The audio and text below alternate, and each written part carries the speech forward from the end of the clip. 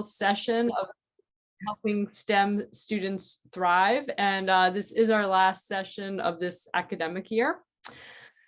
And my name is Patrice Torcevia-Prusco. I'm Director of Learning Design, Technology, and Media in the Harvard Graduate School of Education, Teaching, and Learning Lab.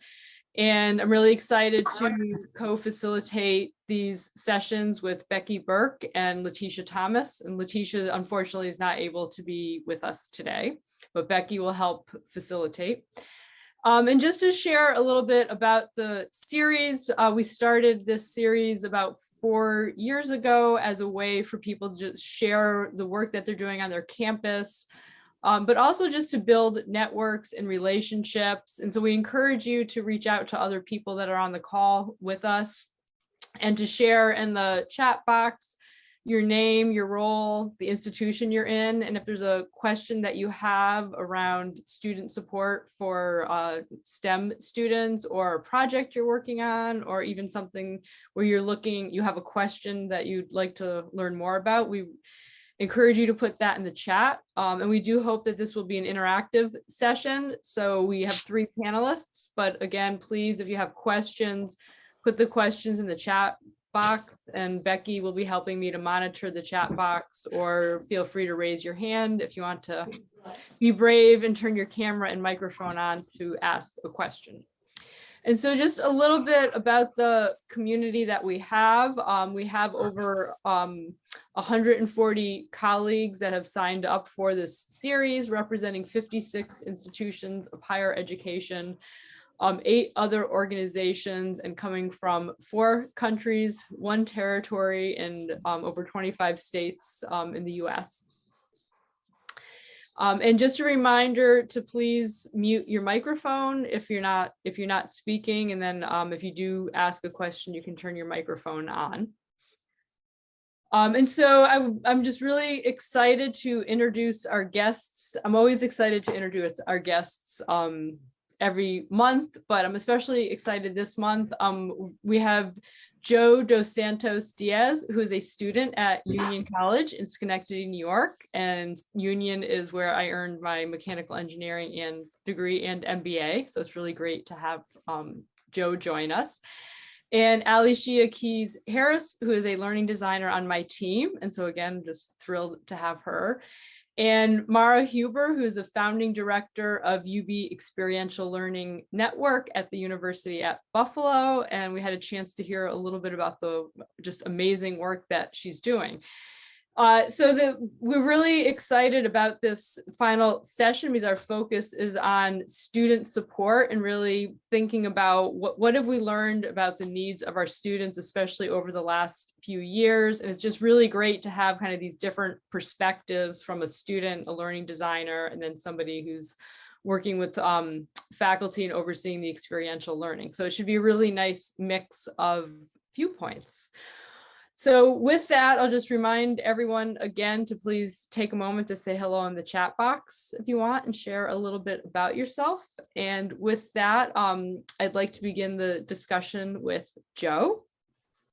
So Joe and I met a few weeks ago at Union College. There was an event here in Boston, and she shared a little bit about her story and her experience at Union. And so I took the opportunity to go up afterwards and invite her to join this webinar. And so Joe, I'm wondering if you could just share a little bit with the group about your story and kind of your journey to Union College and what your experience has been since you've been there.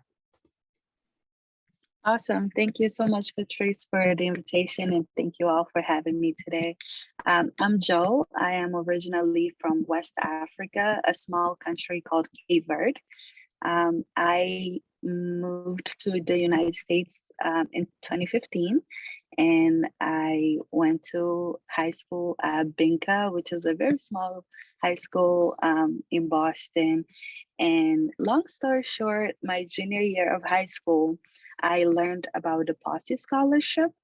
And when I was nominated for Posse, I then learned that Posse connected with 6 different colleges that are around the US, one of them being Union.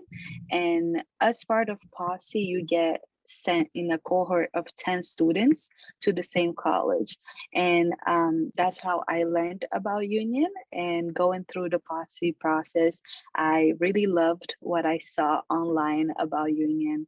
I had been here for only 2 years, and just learning about the college process and learning about different schools, I knew that I wanted to stay around Boston. So New York seemed as like the closest option I had. So that definitely influenced my decision to come to Union. But after I visited Union for the first time, I definitely loved the community and loved everything I saw. So I am very glad that I chose Union on top of all the other options. Yeah. Thank you. And you were a student during the pandemic, and I was wondering if you could share a little bit about the supports that you needed during that time and what you think would be helpful for people to know, especially as many of us are getting ready to think about supporting students who are coming in next year. Yeah, that's a great question. So March of 2020 was when everything started, and we were sent back home. And I think that was a huge adjustment, not only for the students, but also for the professors. Surprisingly, a lot of professors didn't know quite well how to use Zoom. So I think there was this sense of like being patient from both sides. As a student, I had to be patient because I saw that my professor was struggling organizing the class online. But I think as a professor, they also had to be patient to like what it means to be home. I mean, for example, while at home, even though I was taking classes, there was certain expectations from my family because I was home. So it was kind of like this balance on um, how much work you give, how much do you expect the students to be on top of the material. So I think for the classes I took online from home the first few months of the pandemic, I definitely wished that some professors had this idea of your student is home and there is more expectations that come from that, instead of just like being at school where all we have to worry about is the classwork. We don't really have to worry about who's going to cook tonight or who's going to get the laundry done. And when you're home, you have to worry about that. So I wish there was more of this understanding of like expectations when you're home. And then during the school year of 2021, we did get the opportunity to come back to school as RA, and as a STEM major, I came back to school.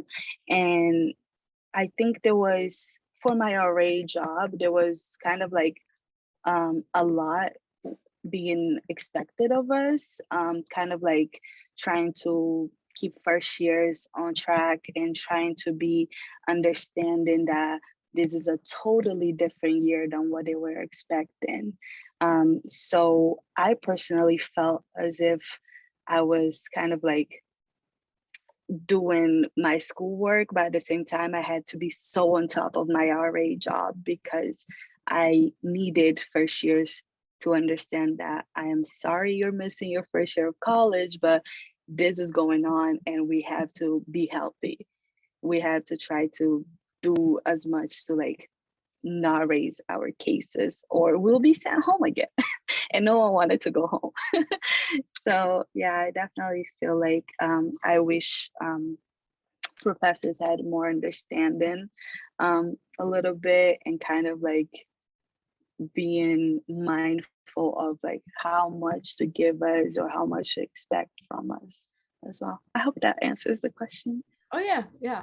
And building on your comment about professors being understanding, I know that in some cases faculty were more flexible with things like deadlines. Sometimes they rethought workload and pace of work and things like that. And I know, having gone to union, I know that the trimesters go by very quickly, and it's the workload is pretty fast paced. Is there anything that you experienced that was helpful as far as increased flexibility or support, or is there anything that based on your experience you would like to, share that you think learning designers or faculty should think about as they're designing their courses? I think when it came to my STEM classes, it was very difficult to kind of like decrease the amount of work that we had, which is totally understandable. Again, Union is a trimester school. We have 10 weeks to learn what everyone else is learning in in 6 months. So a part of me understands that my STEM professors didn't decrease the work as much, but at the same time, I have to say they were very patient with deadlines. They were very patient on, instead of doing individual work, kind of like group work. So I think that was very helpful. Also, like being a person that works better or learns better in groups, I really appreciated the amount of group work that was given to us during the pandemic, instead of just like doing things on your own time as well. I'm sorry, what was the second part of the question? It was you primarily answered it around flexibility or anything around pacing of learning that you think would be helpful for people to think about as they're designing courses. Yeah, just to add to that, I think that my language classes specifically, I'm a Spanish minor, and my language classes definitely was very like, it was slower in a way, which I also appreciated because the time I wasn't spending there, I was spending on my STEM classes. So it kind of like helped that some classes were slower while some classes were still the same pace as well. And I remember the first March 2020 when the pandemic hit, one of my professors, she didn't quite understand how to like set up the online exams, and I was able to work with her on that as well, being one of her previous students. So she trusted me to like work with her through like setting up the exams and things like that. So I really appreciate it in a way to kind of like see what they're experiencing, and it was really interesting to see like we have to be patient with our professors too, and kind of like help them out as we all go through this huge event that was the pandemic. So yeah, that's a great point. We definitely had to hold each other up.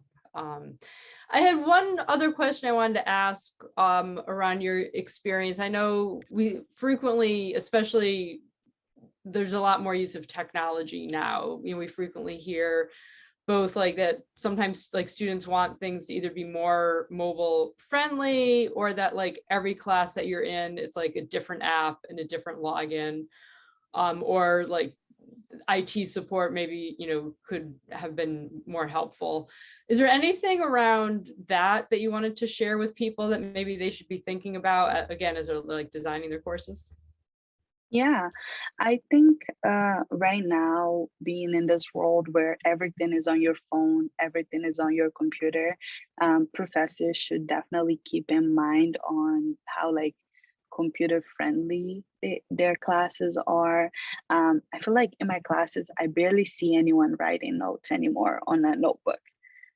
So definitely try to include like online activities or kind of like computer friendly activities as much as you can.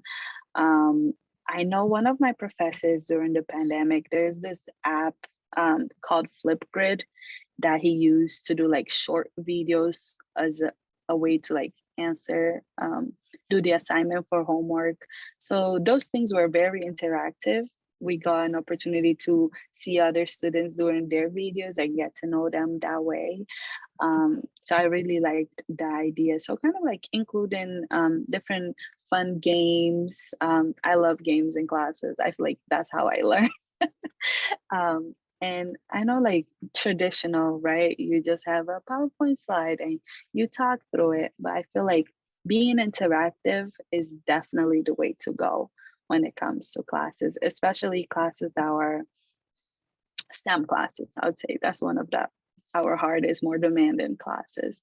Definitely try to be interactive in STEM classes. Okay, that's great. Thank you so much. And before we transition over to hear from Ali Shia, I was wondering if there's anything you wanted to share about your next steps. I know you're getting ready to graduate, or if there's, anything that any of us can do to support you as you move into this next phase of your career. Yeah, thank you. I am graduating in about 2 months and a few days. And I'm very excited. I am actually going to move into a position of a STEM coordinator, STEM education coordinator at Vertex Pharmaceuticals, which is in Boston. I'll be working with the high school students, doing kind of like summer internship programs. We also have an after school program called Bridge to STEM. So I'm very excited to be able to help students that are now in the shoes that I was recently, and kind of like representation is huge to me. So being the person that they can see that had the opportunity to make it so that they can pursue their own goals and dreams as well. So yeah. Oh, that's awesome. Congratulations. And when you're back Thank in you. Boston, we can meet for lunch. For sure. Thank you all all right. for having me. All right, thanks so much, Joe.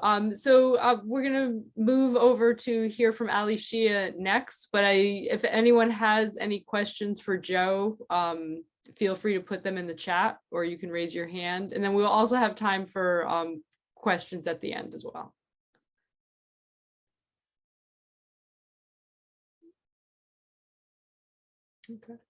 Okay, well, thank you, Joe.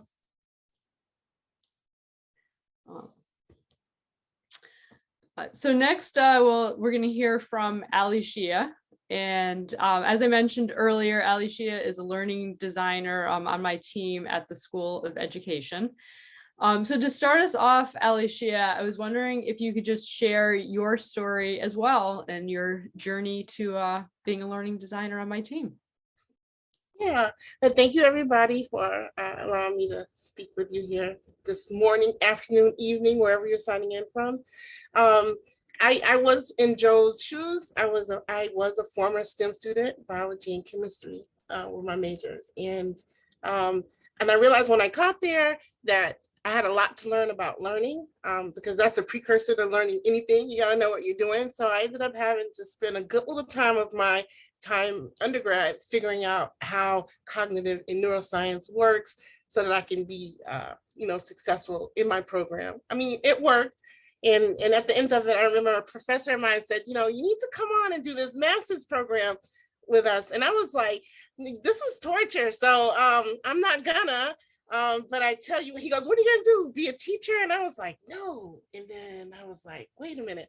So after all this investment I put in learning how to learn, it just worked out that I ended up moving into teaching. So I feel like I spent the next 10 years of my life like learning how to teach science, which was my overall goal. And that ended to me in the Emirate of Abu Dhabi in the United Arab Emirates, where I was teaching for 4 years. So my teaching careers spanned 10 years. And while I was in there in Abu Dhabi, I kind of transitioned from like classroom only work with my students to working with the faculty and creating a really integrated STEAM education program. Because we kind of do in education and not in the STEM world, but we do STEAM in isolation. So the work was to make it happen all the way across the campus, across all subjects. And so that's the work that I was doing with faculty. And I've always been a big faculty advocate. Closer to the end of 2019, I was like exhausted and ready to come back on this side of the globe. So I came back, and this is just before COVID hit. I started working on this course for UDL, implementing UDL in the classroom, and also a course to help now that COVID had hit. Once I landed in Miami airport, they were closing the borders. And I was like, yeah, so we're going online. So I started working on a course for translating your content online. And then this opportunity at Harvard showed up. And I jumped on it because they were also working to make a course to help their faculty translate the learning online. So it just worked out that way. That's great. Thank you. Yes, I know we're just so thrilled to have you on our team. And in the work that you're currently doing as a learning designer, we really partner with faculty. And I'm wondering if you could talk a little bit about, like, as you work with faculty, how do you think about the student experience, and how do you kind of help faculty think about that in the design of their courses and the type of ways that they might want to think about supporting the learner throughout their experience? Yeah, I definitely try to connect with my faculty first because I've been where they are, and it's the noblest profession, if you ask me, and it's a never-ending bout of perfectionists. And so when I connect with them, then that lets them know that my goal is to make them shine, and whatever they're trying to get across, to make it happen as easy as possible. So in that, we also have to advocate for the students, because being the content masters that my faculty are, the experience is sometimes, it could come second because they've got a lot to get done with these learners. And so I tend to think about the students' what I call personal resources.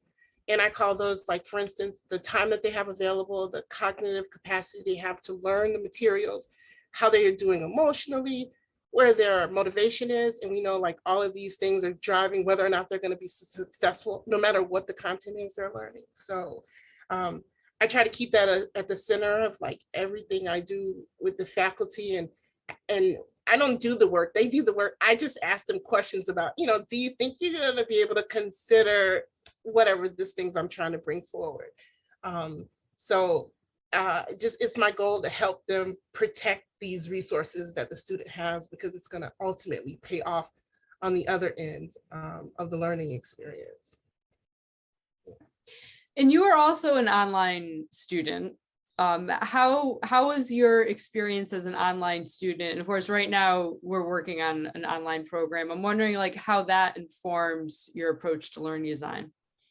Yeah, because when I was in Abu Dhabi, I was accepted into Johns Hopkins online masters for digital age learning and educational technology, which then made me a full-time teacher, wife, and mother of 5. And I don't know how, don't ask me how. I don't know. It just happened, and I finished it and I did it.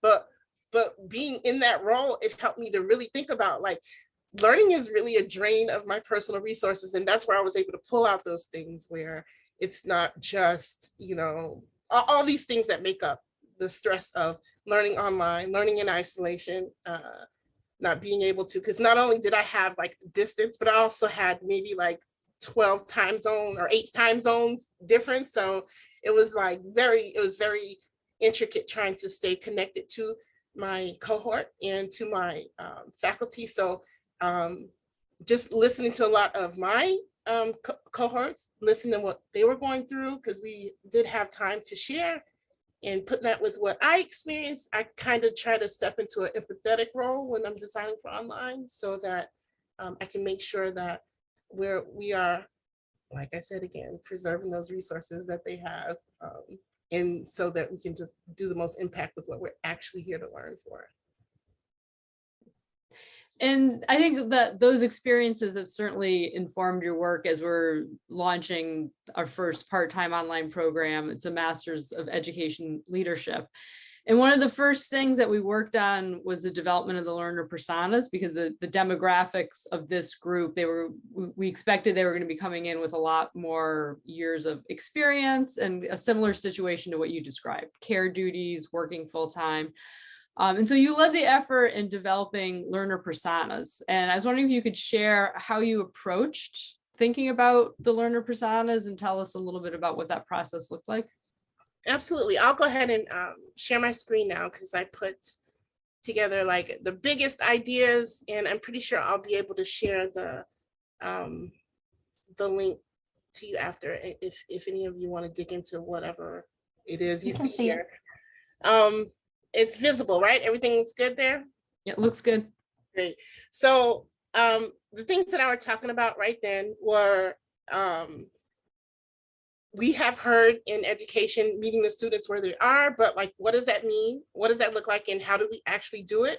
It's perspective taking, it's empathy practicing, it's considering their ambitions, their expectation, and those personal resources, and combining those to, one, help meet their expectations of the experience that they should have learning, and to make sure they get to the end of the learning, because we don't want to lose them.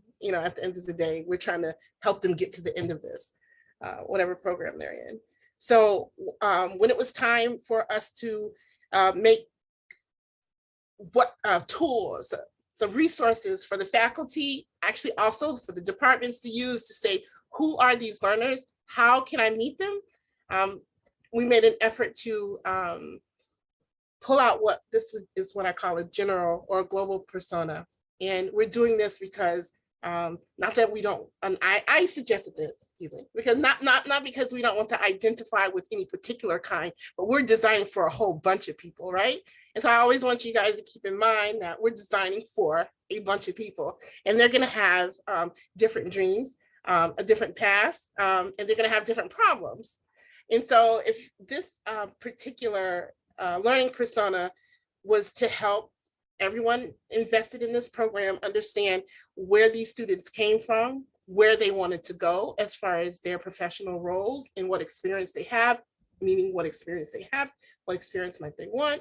Also, their goals, what are they here for? Like, why are they here at our program? To dig into the expectations.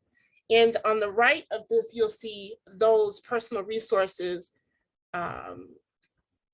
more like deconstructed into something that you can relate to as a human. So instead of saying a time constraints, I'm like, listen, I'm a single parent, I've got, X, Y, and Z.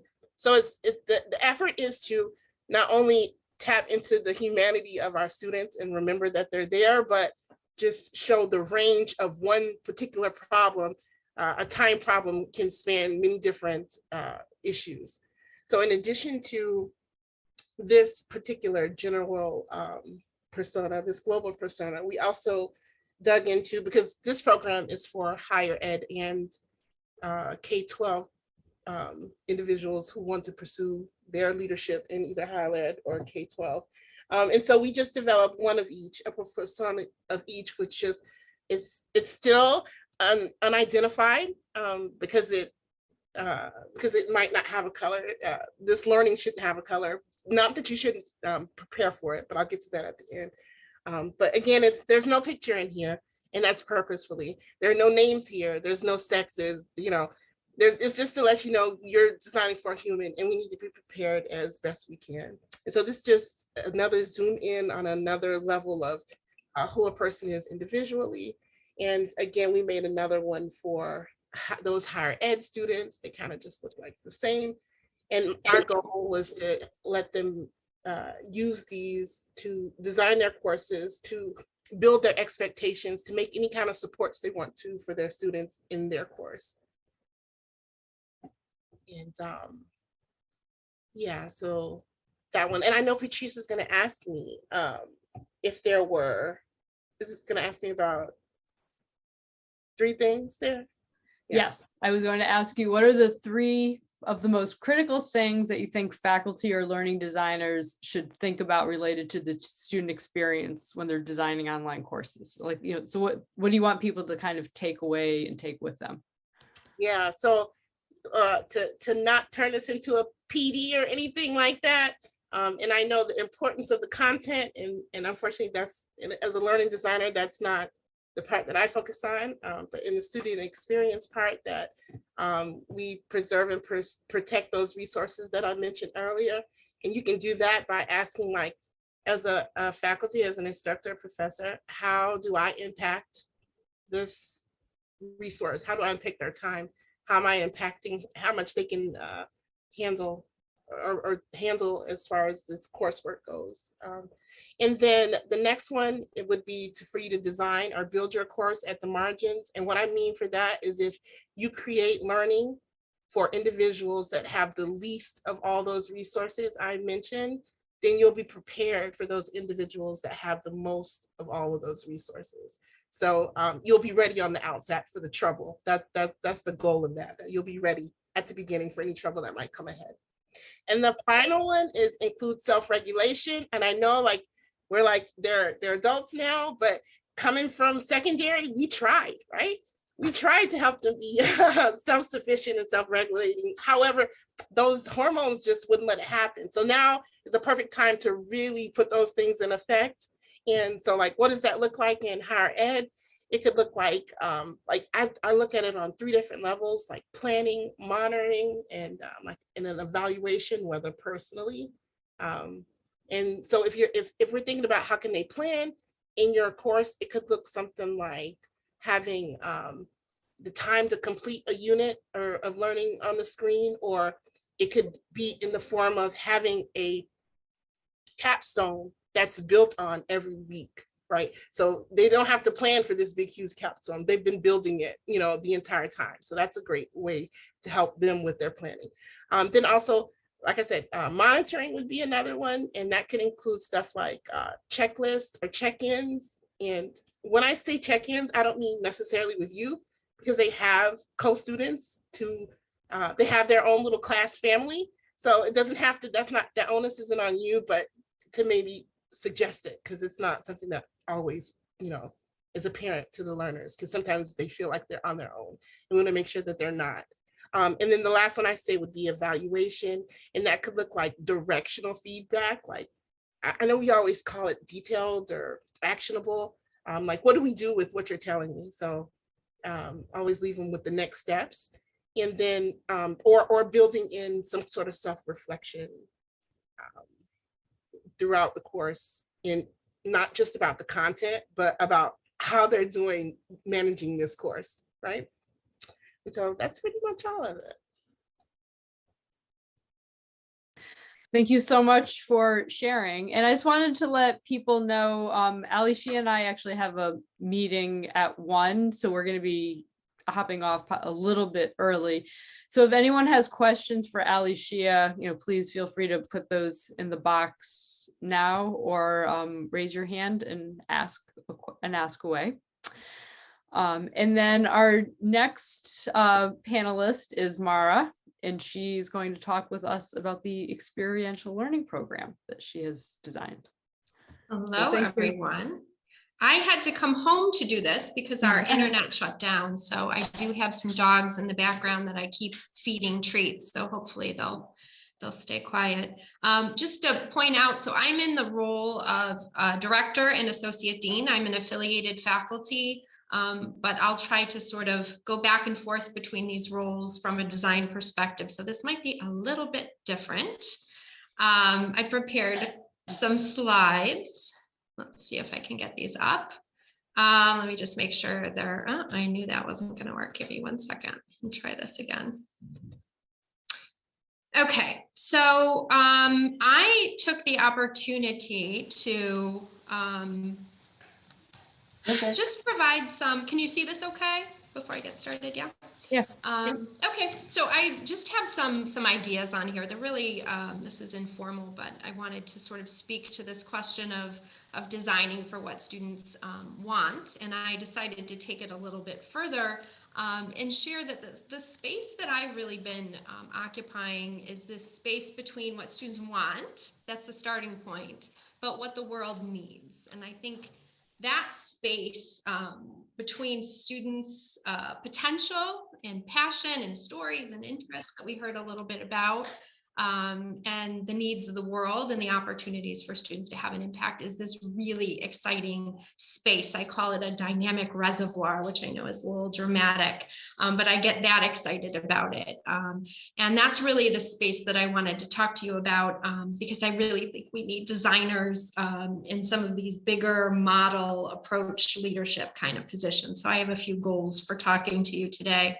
But just some assertions that you might agree with, that, you know, I'm finding that students want to get close. They want more. And this is true throughout the pandemic, and we can talk about some differences But they really want to they want to move from learning to doing, and they want to cultivate skills, competencies, and experiences along the way that will support their academic and professional goals. But they want to do it through this close, high impact engagement. And to me, sort of the flip side of that for design work is that the world needs every drop of their talent, right? Like we need it all in its most diverse and beautiful forms. And we need the diversity of experiences and stories and that potential for students to engage with communities and ecosystems just provides so many exciting opportunities. And that's really, again, the space that I've been working in. And I would go even further and say that higher education has an opportunity, actually a responsibility, to connect students with the world. I think from a relevance standpoint, a viability standpoint, it could really take any lens. This is a space that we just need to be working in. And I also want to assert, I believe this completely and with no dispersions, that our models just aren't sufficient. And when I say models and approaches, I mean big, like offices of experiential learning, service learning, sort of the silos that we have. They're important. They have great resources and amazing people. So it's nothing wrong with any of that, but just the models themselves cannot sort of access, tap into, leverage this reservoir of opportunity. And I'll talk a little bit about sort of why and how we've attempted to address this and give you some examples.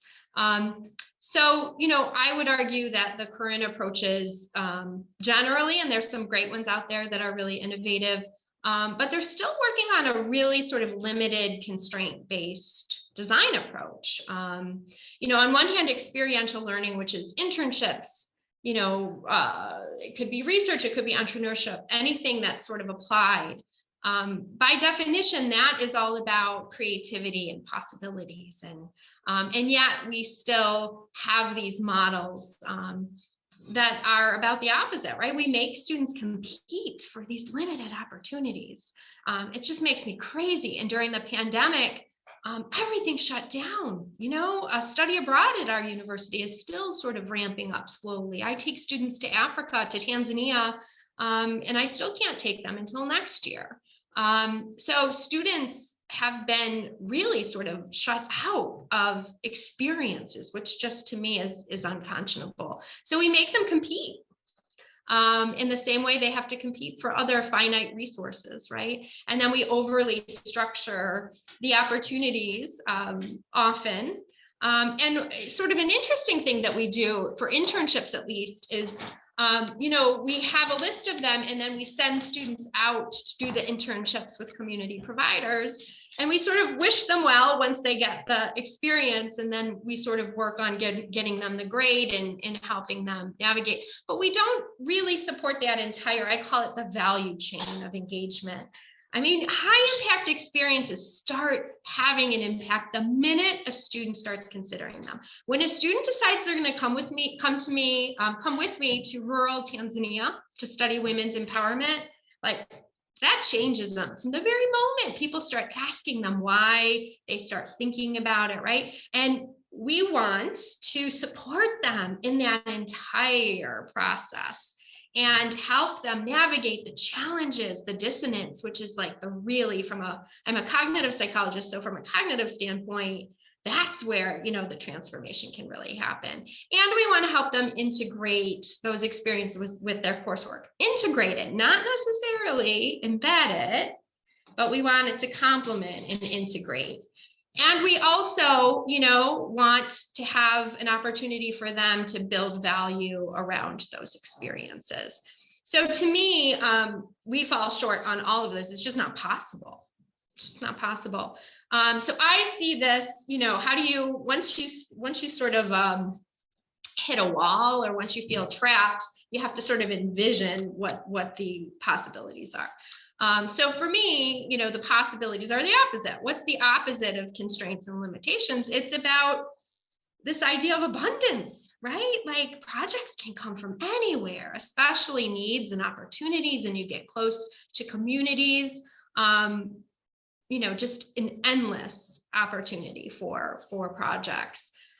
This idea of supporting the whole process, integrating, and being able to share. And this last one, I think to me, it's sort of exciting, is having sort of this closed system, right? Where we can follow, support, and then actually measure, and then be able to sort of really optimize and do some of that work. And so it's an opportunity for design. I mean, there's no way around it. If you know something's important and you know it's possible, we got to figure out how to do it. And my favorite people now are designers, right? Because they're not afraid to just figure it out and be creative and play. And that's really sort of the space that we find ourselves in. So we gave ourselves a charge. I have a small team. I was asked to redesign a center, living and learning community. And we sort of set out this charge for ourselves is, how can we open up experiences? How can we, sorry, I'm just trying to get rid of the dogs. How can we open up what counts as an experience? How can we support students in exploring, learning, developing skills and competencies? And how can we do all of these things that we've talked about using technology for scale? And UB has, almost 30,000 students, about 20,000 undergrads. We have experiential learning, but it's all over the place. Not always easy to navigate, it's uneven. And so we really wanted to create a way to do this differently. I'm gonna share the bones of our model. Maybe one of my colleagues can put it in the chat, our URL, or you can poke around on your own. I just want to give you enough of it to show you that there are different ways of doing this so that you're creative. Hopefully your minds will start to go and think about possibilities. But this is just one way of doing it. It's not the only way, but certainly we've seen that it's an exciting way to develop some new tools that we can now use. So we call it the project portal. And there are sort of 3 dimensions to it. The first dimension is creating sort of a mechanism for opening up projects, right? Because I said that was a priority, and a market for sharing them. We need to elevate them so we can get people excited, we can get faculty to dream them up, right? So we used our own website, the CMS at our university, and created sort of this front page where we could tag some of these. And if you get on, you can click on any of them, and it's just a basic template. There's a form that faculty can fill out to propose them at any time.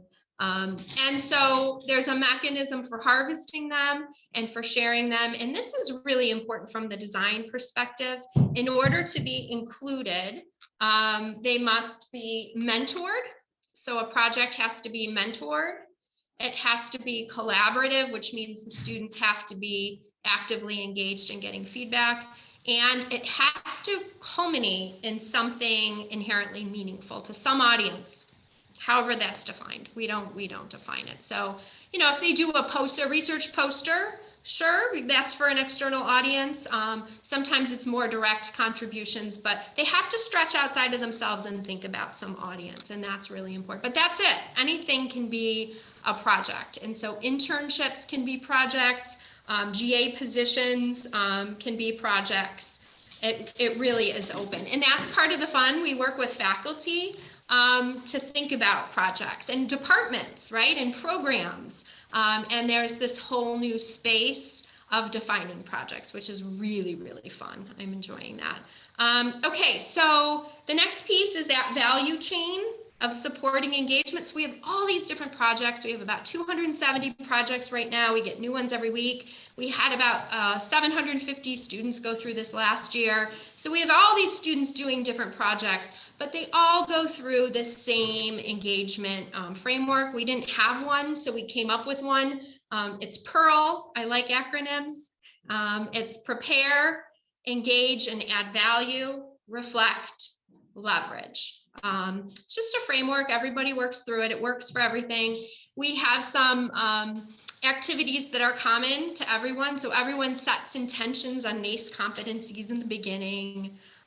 We have sort of exercises throughout, but then the specificity comes in working with the faculty mentor on the particular project. So it's designed to be sort of universal, which really supports really great research and assessment, all tied to research questions, but then there's specificity in the project itself. And then the last piece of it, and I'm going to go quickly because I know we want to leave time for discussion, is we tie this all to digital badges. Yay, digital badges are so cool, right? And so as students complete, they earn the badge, they upload evidence, which is usually a curated form of what they did. And then they have the badge, somebody clicks on it, they get to see the project, but the badge gives us all this really rich data, and we can follow the badge into LinkedIn, which is like really exciting too, right?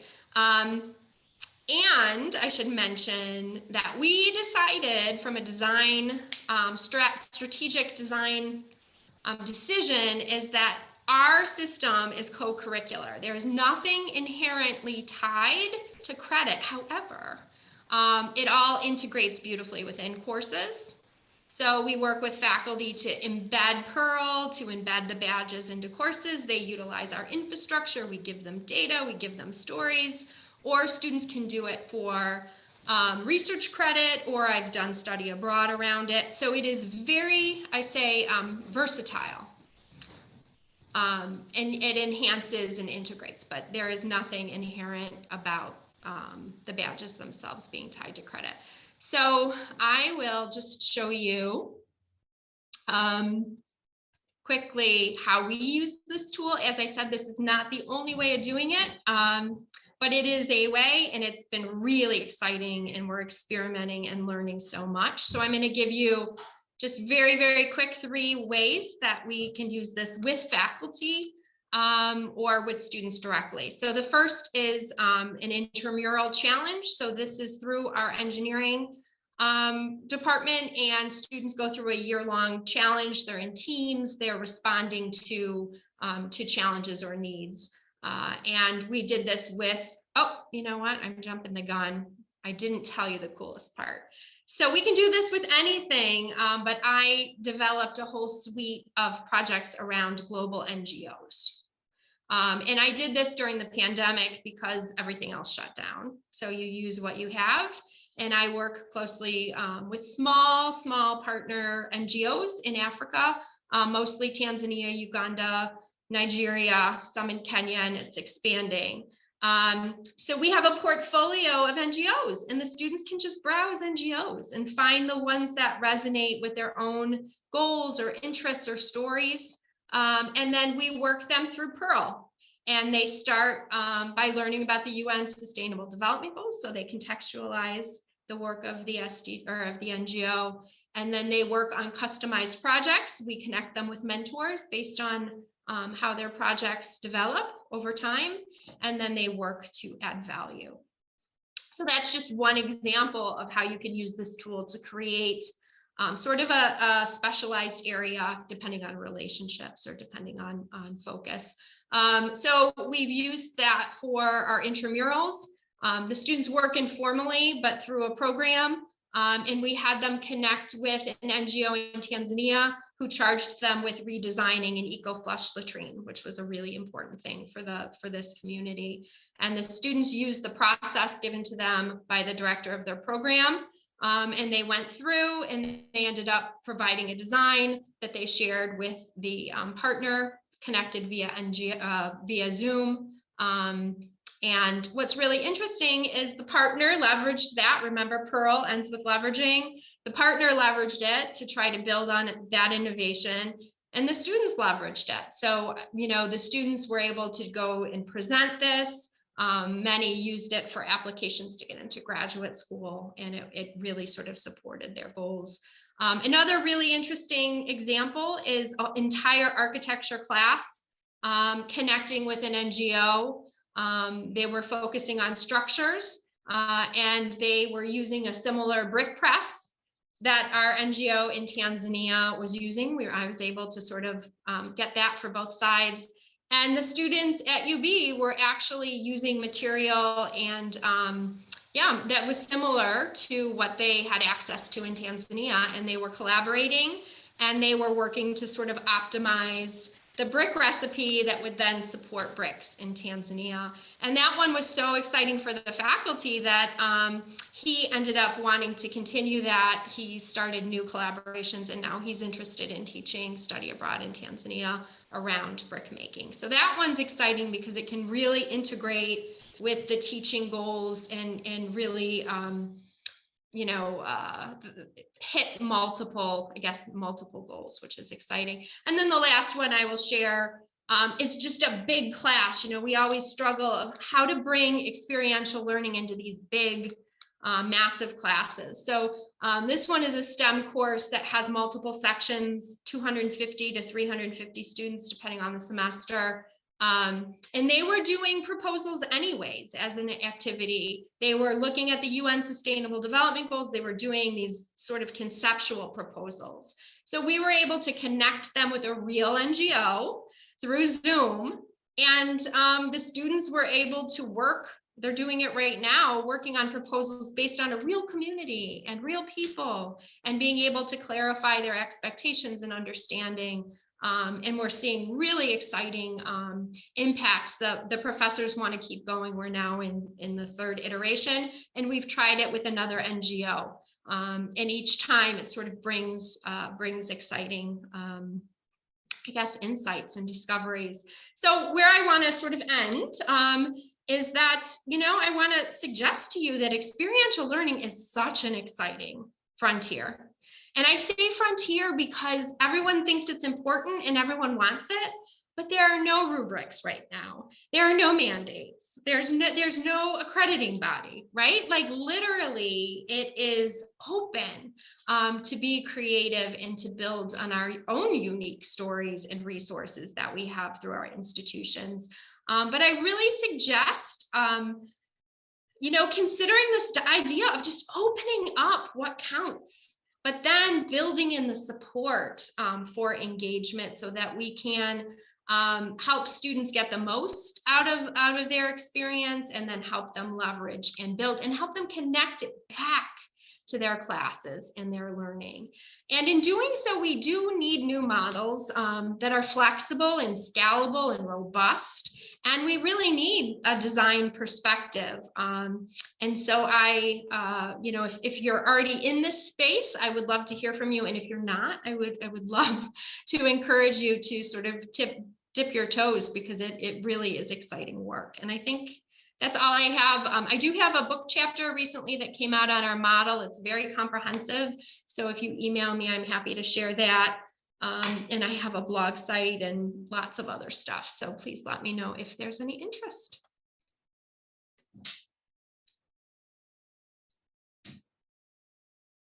Thanks so much, Mara. That was so interesting and so exciting. I know I have to hop off in just a minute, but I was going to pose a question that kind of builds on how you wrapped up.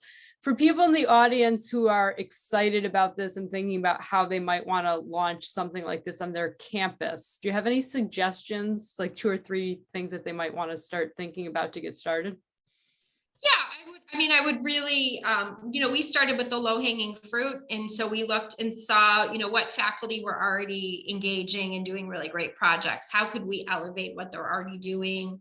That is always a great place to start. And then sort of thinking about the resource or where the gaps are. So we started with, a needs assessment from the standpoint of the students.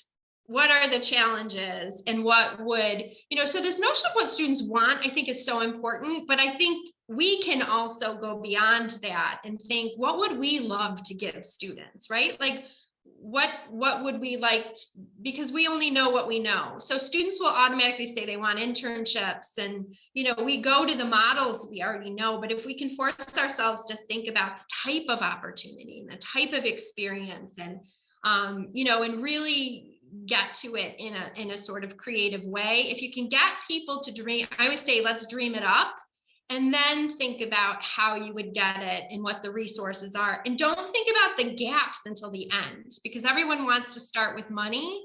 but it's really not about money at all. And the way that we built this is very reasonable, and there's only 3 of us. So it really is about having that vision and starting to let yourself think about how you could do it. Thank you. Patrice had to run, so I'll kind of take over.